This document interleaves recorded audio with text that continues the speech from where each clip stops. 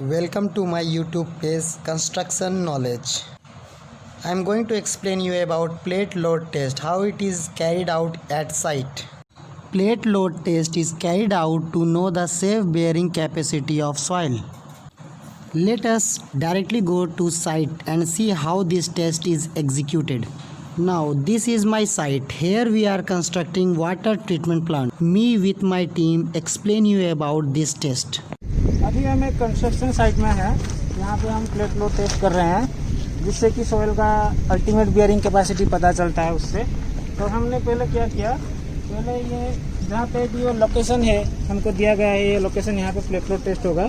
तो हमने क्या किया, पहले एक ट्रेंच खोदा जिसका डायमेंशन है 2 मीटर बाई 2 मीटर और नीचे डिजाइन स्ट्रक्चरल डिजाइन के हिसाब से जितना डेप्थ रहना चाहिए उस हिसाब से हमने उतना डेप्थ दिया है। तो वैसे करके हमने डेप्थ कितना दिए हैं? यहाँ के केस में अबाउट 2.4 है, 2.4 मीटर का, यहाँ के हिसाब से 2.4 मीटर का डेप्थ दिया है। और अपना जो एजीएल है 1.0.00 है, वहाँ से 2.4 डाउन एक्सकेवेशन हुआ है। एक्सकेवेशन में एक ट्रेंच काटा गया है जो कि 2.4 बाई 2.4 है। और उसके बाद का अरेंजमेंट क्या कैसे हुआ? उसके बाद उसके ऊपर हमने लोडिंग प्लेटफॉर्म बनवाया है, चैनल और जो सीट के जरिए सपोर्ट देके उसके ऊपर हमने सेंड का लोडिंग दिया है। और इसका टोटल डेड लोड आ जाएगा आपके कैलकुलेशन के हिसाब से। आपका ये टोटल डायमेंशन है 4.2 मीटर बाई 4.2 मीटर और इसका हाइट दिया है 1.2 मीटर का। तो उसके साथ फ्रॉम ISMB या फिर बॉटम ग्राउंड? ये सिर्फ सेंड का मैं ये बोल रहा हूँ। उसके बाद ISMB के बाद में ऐड करूंगा।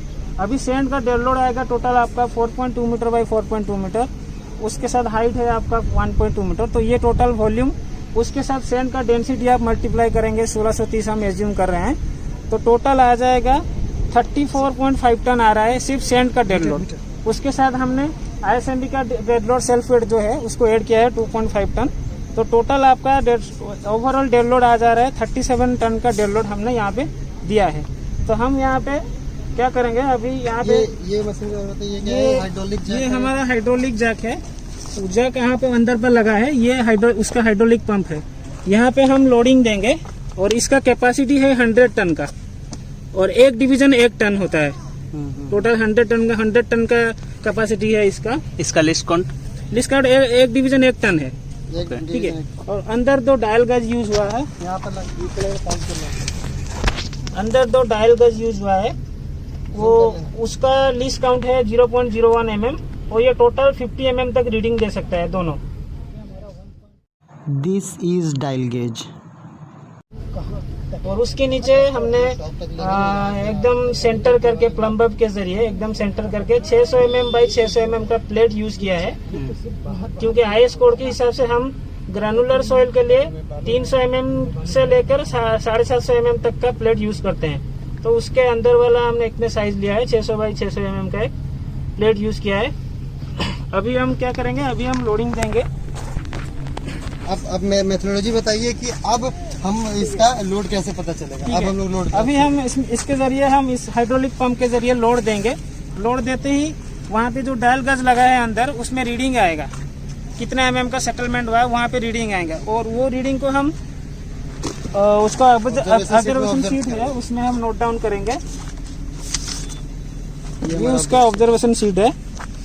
अब हम यहाँ डेड लोड कैलकुलेट करते हैं। यहाँ देखते हैं हमारा जो वो प्लेटफॉर्म बनाए थे हम, लेंथ उसका 4.27 है, ब्रेथ अपना 4.3 है और हाइट अपना 1.04 है। प्रैक्टिकली ये मेज़रमेंट करके वहाँ पर देखा गया। उसके बाद हम उसका वॉल्यूम निकालते हैं तो वो होता है 18.340 m3 स्पेसिफिक। और हम जानते हैं कि स्पेसिफिक ग्रेविटी ऑफ सैंड होता है 1630 kg पर मीटर क्यूब। या वेट ऑफ सैंड हमें निकालना हो तो उसके स्पेसिफिक ग्रेविटी से वॉल्यूम को इंटू कर देते हैं, जो कि हमारा आता है 29.895 टन। नाउ हमें ये भी पता है कि डेड लोड ISMB का भी निकालना है, जो कि उसका ISMB का जो हमने नॉन वेट है वो है 2.5 ton. Now total dead load equal to 2.5 plus 29.895 that becomes 32.39 ton. Now हमें ये डाटा गिवन रहता है डिज़ाइनर की तरफ से कि जो हमारा डिज़ाइन, जो भी ड्राइंग हमारा बना है वो SBC 350 किलो न्यूटन पर मीटर स्क्वायर को लेकर बना है, जो कि हम कन्वर्ट कर देते हैं इसे टन पर मीटर स्क्वायर पे। इसका कन्वर्जन फैक्टर है, जस्ट इसे हम डिवाइड कर देते हैं 98 से, ये हमारा कन्वर्जन फैक्टर है। तो ये हमारा बन जाता है 3.571। Now we are going to calculate ultimate bearing capacity. Ultimate bearing capacity का फॉर्मूला होता है design SBC into factor of safety. This 2.5 is factor of safety. ये हमें कहाँ से मिलता है? ये हमें IS कोड 18881 से मिलता है।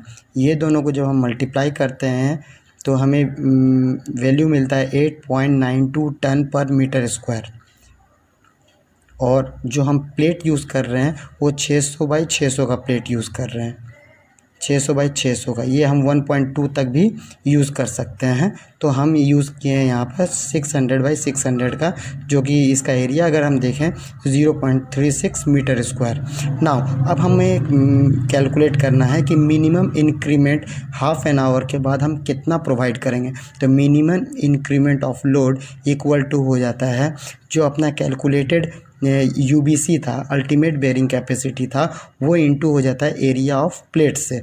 तो 8.92 इंटू 0.36 दैट बिकम्स 3.21, जो कि हम 3 टन ले सकते हैं। ये हमारा ऑब्जर्वेशन शीट है जिसमें हम सबसे पहले सीटिंग लोड प्रोवाइड करते हैं जो कि 0.7 टन पर मीटर स्क्वायर होता है। उसके बाद हम उसको जो पहला लोड प्रोवाइड करते हैं वो 3 टन है। ये यहाँ पर सबसे पहला जो है अप्लाइड लोड, उसके बाद starting time with date, time interval in minute, dial gauge reading, ये D1, D2, D3, D4 4 dial gauge लगाया जाता है। यहाँ 2 लगाया गया था जिसमें कि 2 का एवरेज लिया जाएगा।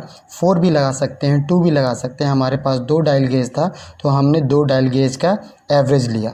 फॉर एग्ज़ाम्पल हमने 3 टन का लोड प्रोवाइड किया, टाइम था 1.04 PM, जिसमें हम लोगों ने 2 डायल गेज यूज़ किया। 1 मिनट में हमारा सेटलमेंट 21.09 mm था। डायल गेज 2 में 19.73 था, जो कि हम वेरियस इंटरवल में इसके सेटलमेंट को नोट करते रहेंगे। For example after 1 minute, after 2.25 minute, after 4 minute, after 6.25 minute, after 9 minute, after 16 minute, after 25 minute and after 30 minute. After 30 minute हम लोड 3 टन का और बढ़ाएंगे जो कि हो गया 6 टन। उसके बाद फिर सिमिलरली सेम प्रोसीजर को हम कैरी आउट करेंगे। उसके बाद आधा घंटा के बाद, हाफ एन आवर के बाद फिर से हम 3 टन का लोड बढ़ाएंगे और इसी तरह से हम लोड बढ़ाते चलेंगे up to desired provided load. यहाँ पर हमारा जो लोड प्रोवाइड करना है वो 30 टन का है। उसके बाद उसके बाद जो ये रीडिंग ऑब्जर्वेशन है इसको हम ठीक है। उसके बाद ये रीडिंग वगैरह लेके हम क्या करेंगे, लोड वर्सेस सेटलमेंट का ग्राफ तैयार करेंगे।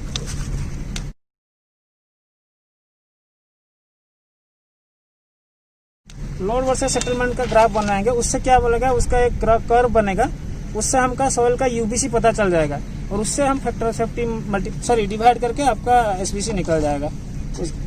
Thank you.